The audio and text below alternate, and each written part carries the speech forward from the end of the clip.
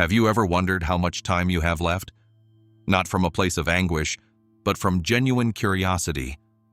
From that corner of the heart where you ask yourself whether you're really living the way you want to, and how much more time you have to do so. After 70, time becomes more valuable. Days feel different. Life takes on another pace. But what many people don't realize is that the body, silently, is already giving signs. Signs of how we're doing on the inside. Subtle but clear signals of how much energy we have left, how strong our inner engine still is, and even how much time we might have ahead of us. Not everyone ages in the same way. Two people of the same age can be living two completely different realities. One may still walk firmly, remember clearly, and laugh heartily. Meanwhile, the other might struggle to climb stairs, sleep poorly, isolate themselves, and feel that days are longer than they used to be. Why does that happen? Is it just genetics?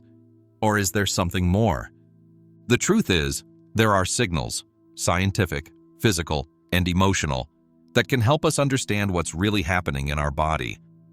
They aren't guesses or superstitions.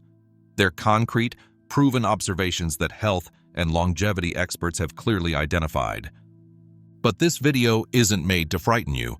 It's made to give you tools, so you can observe yourself with kindness and awareness and make decisions in time.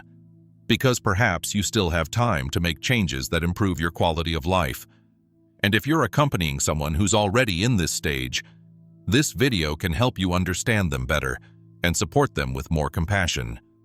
Stay until the end, because the fourth sign doesn't just address something physical, but something much deeper.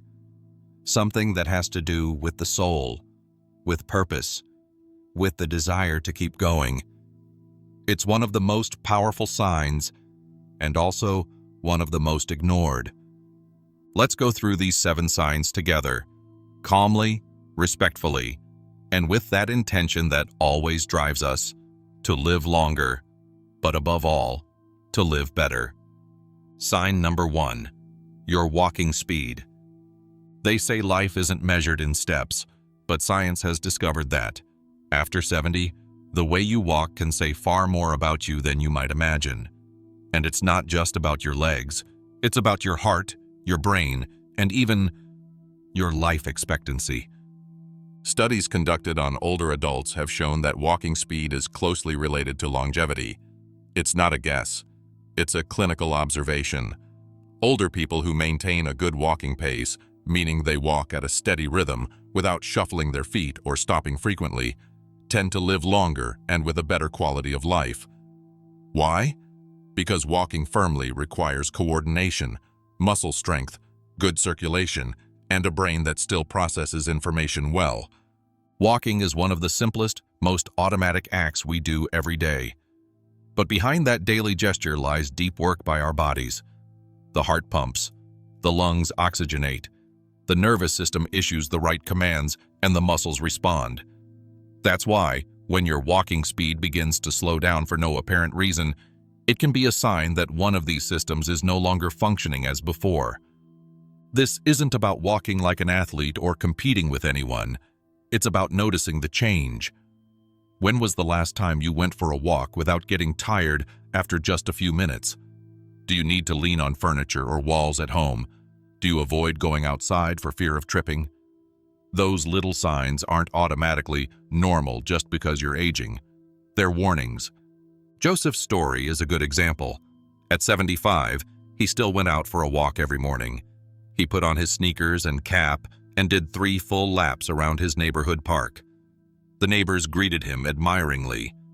"He looks like he's 50, they said. And they weren't that far off.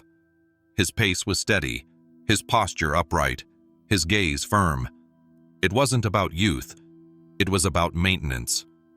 Joseph took care of his body. He did gentle exercises with elastic bands, he ate well, and most importantly, he never stopped moving. That's why the speed you walk isn't just a casual detail, it's a reflection of your vitality. If you notice you're slower than before, you tire easily, or your stride no longer feels as firm, don't ignore it. Don't just chalk it up to age. Observe and act. What can you do? Start with short daily walks. It doesn't matter if they're inside the house or just around your block. Walk with intention, keeping a steady pace, breathing calmly.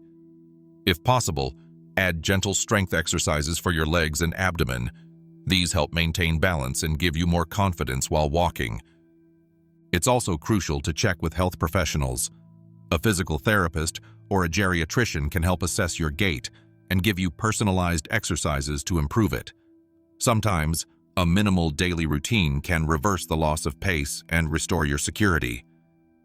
Remember, it's not about speed for the sake of speed. It's about independence, confidence, and being able to move freely through the world. Because each firm step you take is an affirmation of life. Sign number 2. Strengthen your hands, the grip of life. Have you ever tried to open a jar and felt your hands don't respond like they used to? Or noticed that when shaking someone's hand, your grip is getting weaker? What for many seems like a minor everyday detail is considered by science to be one of the most powerful indicators of your overall health. Grip strength, the ability to hold, squeeze, or grasp something with your hand, is deeply connected with multiple vital functions. It doesn't just indicate the strength of your muscles, it's also been linked to heart health, brain health, and the immune system. In fact, numerous studies have shown that low grip strength in older adults is associated with an increased risk of cardiovascular disease, cognitive decline, and even premature death. But why the hands? Because they reflect what's happening throughout the body. The hands depend on the health of the muscles, nerves, circulation, and brain. When something starts to fail internally, grip strength is often one of the first functions to weaken. Mrs. Clara, for example, was 82 and had always been independent. But one day she asked her granddaughter to help her open a jar of jam. "I can't do it today. My hands feel a bit weak," she said. The next day, she couldn't open the car door. Then she started dropping her keys. Her daughter thought it was normal. "It's old age," she would say, until one day, when trying to get up from her chair, Clara couldn't manage it.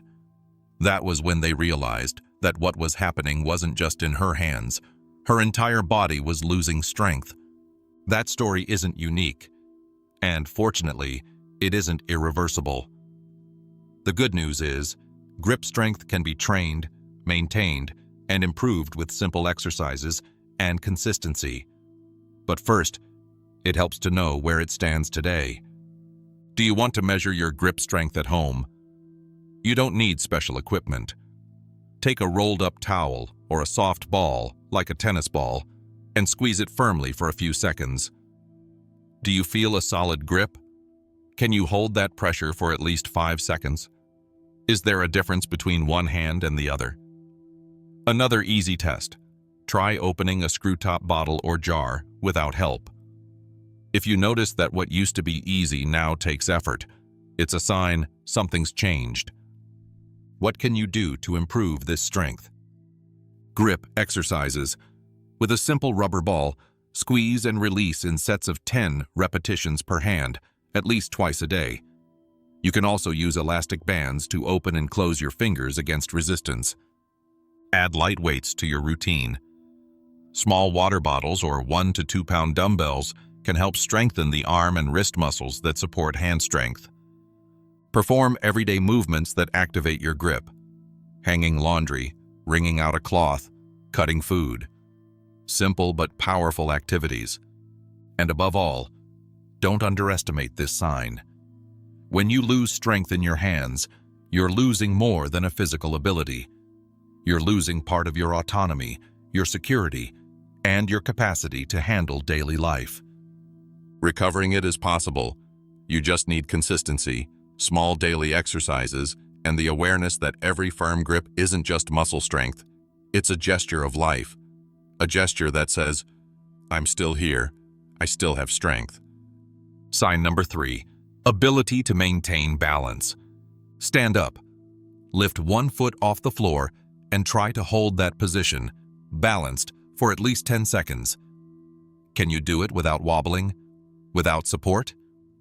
This test, so simple, can reveal more about your health than many lab tests. Various studies have shown that the ability to maintain balance is closely related to longevity. It's not just about avoiding falls, though that alone would be enough reason, but about what balance reveals regarding the integrity of your neuromuscular system, your inner strength, and the coordination between body and brain. Balance isn't something you lose overnight. It fades quietly, until one day you notice it's hard to climb a step without support, or you feel unsteady when you turn quickly. Worst of all, many people think it's just normal at their age, but it isn't. It's a signal. Raymond was 78 and, until recently, was the life of family gatherings. Always on the move, always smiling. But in less than a month, he fell twice. The first time was stepping off the bus. The step was high, he said. The second time was at home, getting out of bed. That time, he hurt his hip. His family thought it was bad luck, but the doctor was clear. This isn't an accident. It's a warning. And he was right. When the body begins to fail in its balance, not only does the risk of falls increase, it also indicates a deterioration of the nervous system, muscle strength, and spatial perception. All of this, together, can predict a reduced ability to sustain an independent life. But what affects balance? Many factors. Loss of muscle mass, especially in the legs, deterioration of sight, inner ear problems, which regulate orientation, neurological conditions, even fear. Yes, the fear of falling causes you to move more stiffly, and that increases the possibility of a fall. The good news? Balance can be restored. It can be trained, strengthened, polished, like an instrument. First, try this exercise. Stand next to a chair. Hold on if necessary. Lift one foot off the ground, keep your eyes forward, and count to 10. Repeat with the other foot. Do it every day. Little by little, your body will remember how to hold itself firmly. You can also practice walking in a straight line, as if on an imaginary tightrope. Heel to toe, slowly, feeling each step. This activates coordination among your mind, muscles, and sense of orientation. Another powerful tool is gentle yoga. You don't need to do complex poses. Just be present, move with awareness, and engage your muscles in a controlled way. And of course, prepare your environment. Remove loose rugs, low furniture you might trip over, and cords on the floor. Secure the stairs and have night lights in hallways. A home without obstacles also helps protect your inner balance. Because maintaining balance isn't just about physical stability, it's a quiet declaration that your body still supports your life, step by step, that you still have a foundation to move forward confidently. And if today you notice it's a bit harder, don't ignore it. Your body is speaking. Listen, strengthen it, reconnect with your center, because as long as you have balance, you're still on your way. Sign number 4, your life purpose, the invisible sign. There's something that isn't measured in blood tests or X-rays or CT scans. It won't show up in any medical report, yet it has a direct and profound impact on how long and how well we live. Purpose. Yes, having a reason to get up in the morning is one of the most powerful and silent signals for longevity. Studies with older adults around the world agree. Those who feel a sense of meaning in life, who feel their existence still has value, direction, or usefulness, live longer and better. We're not talking about grand missions. You don't need to change the world. Sometimes it's enough to care for a garden, cook for someone you love, write a poem, water some plants, or simply know someone is expecting your call. Because the body may be tired, but if the spirit is still lit, there's strength to go on. Mr. Ernest was 87. He lived alone in a modest house on the outskirts of town. His children were no longer nearby, and his wife had passed away almost a decade ago. Many people thought he was in his final years, but there was one thing that kept him alive every day: his vegetable garden. Every morning, without fail, he rose at the first ray of sun. He went outside, crouched slowly, never complaining, and checked his plants. He had tomatoes, peppers, basil, pumpkins. He talked to them. He sang to them. He knew the rhythms of the earth better than those of his own body. One day, one of his grandchildren asked him why he did it. Mr. Ernest smiled and answered, "Because they need me, and I need them. As long as something depends on me, I have a reason to go on." That is the power of purpose. It's not something grand or complicated. It's that tiny spark that makes the heart want to beat one more day. Because death doesn't come sooner when the body tires, but when the soul goes dim. Many older adults begin to decline physically, not because of illness, but because of an emotional void. When they feel they're no longer useful, that they're in the way, that nobody listens to them, their vital energy begins to shut down. And that is what's truly dangerous. So, if you're hearing this, ask yourself a vital question. What brings you joy? What drives you? Which part of you still wants to create, care for, teach, build, or serve? If you don't have an immediate answer, don't worry. Sometimes, purpose isn't discovered. It's rediscovered. Pick up hobbies you left behind. Go back to the guitar, painting, sewing, writing, or try something new. Pottery class, morning walks, reading aloud. Connect with others, even if it's hard at first. Help someone else. A neighbor, a grandchild, a friend. The feeling of being useful, of contributing, is a powerful source of life. When someone needs you, if only for a conversation or a recipe, your existence becomes essential. You can also connect with something bigger than yourself: nature, spirituality, your family history, a charitable cause. Sometimes purpose doesn't come from what you do, but from how you see life. From gratitude, from service, from love. The body ages, yes, but as long as there's a why, the heart continues to beat with direction. And that why is unique, personal, sacred. No matter how old you are, if every morning you have a reason to get out of bed, you have life.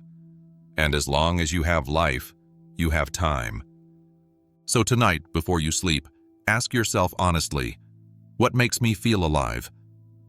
And if you don't yet know, go out and find it. Because maybe that small hidden purpose is the reason you're still here. Sign number 5, quality of sleep and deep rest. Sleeping isn't just resting. Sleeping well is an act of healing. While we sleep, the body doesn't shut down. It repairs itself. Cells regenerate. The heart slows down. The brain organizes memories and clears toxins. Deep sleep doesn't just renew energy, it prolongs life. And yet, after 70, many people begin to lose that capacity. They wake up several times a night, have strange dreams, go to bed very late, or get up without feeling rested. It's easy to think it's normal with age, but it's not always the case. There are studies showing how sleep disorders in older adults can be linked to deterioration of the nervous system, heart disease, and even an increased risk of cognitive decline. In other words, when sleep fails, the body begins to fail too. Alice was 78. She'd always been an active woman with a clear routine and a lot of morning energy, but something began to change. First, she stopped sleeping through the night. Then she started having dreams about people who were gone, her mother, her husband, even her best friend who had passed away years ago. One night, she woke up crying. She told her daughter, "I dreamed my mom came to get me. She said it was time." Her daughter, worried, thought it was just passing emotions. But in the following weeks, Alice became more tired, more distracted, more fragile. Her body was speaking, sending signals, and it did so through her dreams. Because sleep, when it changes deeply, can be the first whisper of a bigger shift. Not always a sign of the end, of course not. but it can be a warning. Something isn't right. Poor sleep isn't just a nuisance, it's a red flag. So what can be done? First, care for your environment. Your bedroom should be a sanctuary, quiet, softly dark, with a comfortable temperature. No screens before bed, no TV, no phone. Blue light tricks the brain into thinking it's still daytime and delays the release of melatonin, the sleep hormone. Establish rituals. A warm chamomile or valerian tea. A hot bath before bed. Reading a few pages of a calm book. Listening to soft music. Saying a few words of gratitude. Anything that helps your body switch into rest mode without sudden shocks. Observe carefully. Do you move around a lot in bed? Talk in your sleep? Have frequent nightmares? Get up multiple times to use the bathroom? All these details matter. If problems persist, seek medical advice. Sometimes a sleep disorder masks something deeper: apnea, anxiety, depression, or simply a hormonal imbalance. Sleeping well after 70 isn't a luxury. It's a vital necessity. Because every night while you sleep, your body has a chance to say, "I want to keep living." And when that rest is real, deep, and restorative, life stretches out. The mind clears. The spirit calms. So if lately you haven't been sleeping well, listen. The body doesn't complain without reason. Sometimes its whispers begin in dreams. Sign number 6. Your appetite for life, literally and symbolically. They say that as long as you have an appetite, you have life. But it's not just an appetite for food. It's an appetite for everything that makes life worth living. Appetite, both physical and emotional, is a silent compass that tells us how the body is doing, and also how the spirit is faring. And losing appetite doesn't always start in the mouth. Sometimes it starts in the heart. Peter was 82. Every Sunday for decades, his daughter would make his favorite dessert, homemade flan with caramel. It was a little ritual between them. He looked forward to it.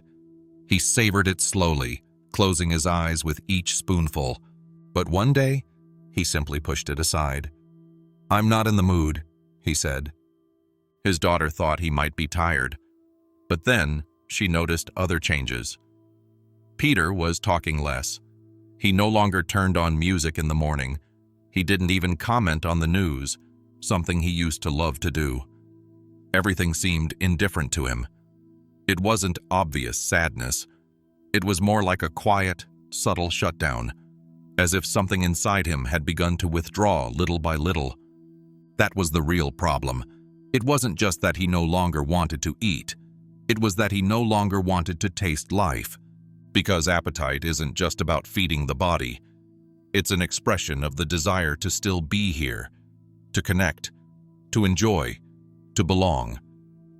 Losing interest in food might reflect a slower digestive system, yes, but it can also be a sign of depression, physical decline, or even the beginning of a farewell. That's why it's so important to pay attention to these signals. Have they stopped enjoying foods they once loved? Have they started losing weight without trying? Do they eat just out of routine, without pleasure? Do they show a lack of interest in things that used to excite them? It's not just about counting calories. It's about noticing the loss of desire in all its forms. So, what can be done? First, approach with love, not pressure. Sometimes, what someone who has lost appetite needs most is for someone to sit next to them and ask, "What would you really like to eat today?" And if there's no answer, just keep them company. Check for any nutritional deficiencies, whether a medication is affecting appetite or if there's an underlying condition that can be treated, but it's just as vital to bring back pleasure. Cook together, even if it's something simple. Eat outdoors. Serve meals on pretty plates. Listen to gentle music while having breakfast, or talk about happy memories while sharing a warm soup. And beyond the plate, help reignite the desire for life. Watch a favorite movie. Reread a beloved book. Invite a friend over. Go out in the sunshine, even if just for 10 minutes. Because when an older person starts to stop eating, stop looking, stop enjoying, they're not just getting older. They're showing signs that something inside them is withdrawing. Our task, with respect and tenderness, is to remind them that there are still reasons to stay a while longer. Because as long as there's appetite, even if it's for a shared cup of tea or a spontaneous smile, there's still life that wants to be lived. Sign number 7. Your circle of affection and living relationships. There's something the body needs as much as food, exercise, or rest, and that's love. Not necessarily romantic love, but everyday love. The kind you feel in a sincere conversation, an unexpected phone call, or the simple gesture of someone asking, "How did you wake up this morning?" Science already knows this. Loneliness isn't just sad, it's dangerous. In fact, living disconnected from others can shorten life as much as smoking or obesity. That's how serious and how silent it can be. Because when there are no bonds, the body shuts down faster. Memory deteriorates, the immune system weakens, and the mind starts shrinking into ever smaller circles. Elizabeth knew this, though no one explained it to her in so many words. She was 80 and had lived alone for more than a decade. Her husband had passed away, her children lived far away, and her world had become smaller and smaller. But every morning, at 9 o'clock on the dot, she opened her kitchen window, poured her coffee, and waited for her neighbor's greeting. "Good morning, Elizabeth." Sometimes they only chatted for 5 minutes, other times longer. They talked about simple things, the weather, the flowers, a memory. Then each went on with their day. But that brief encounter kept Elizabeth going. It gave her structure, warmth, meaning. It wasn't just company, it was life. Because you don't need to have dozens of friends or be around people all the time. What truly makes a difference is having someone to share your life with. Someone who sees you, who listens, who calls you by name. And in old age, this is as necessary as any medication. So if you or someone you love is aging, look at their circle of affection as a vital sign. Do they have someone to talk to every day? Is there someone who listens to them unhurriedly?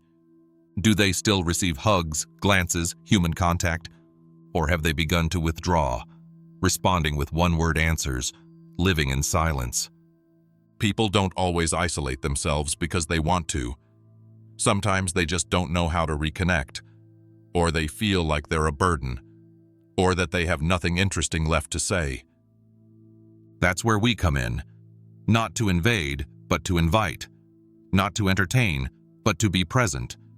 What can you do? Call them more often, even if just to say, "I'm thinking about you." Invite that older person to share stories of the past. They hold wisdom that often just waits to be heard. Help them join a local group, a workshop, a gentle walking club. Show them, through actions, that they still matter, that their presence has an impact, that they're not alone. And if you're the one feeling lonely, reach out, knock on doors, call someone. Don't wait for them to come to you, because asking for company isn't weakness, it's self-love.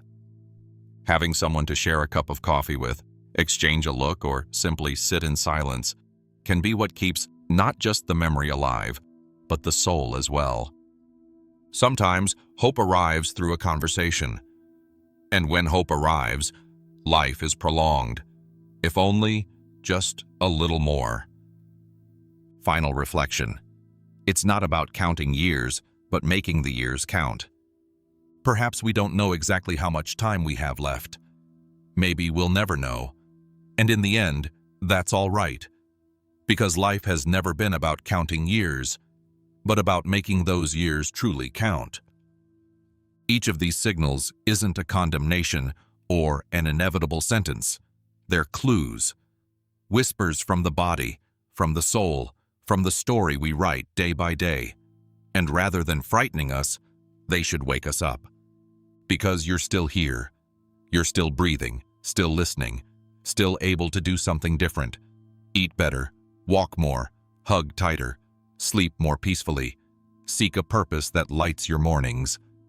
No one can promise you 20 more years of life, but you can promise yourself that you'll live with more intention, more truth, and more heart.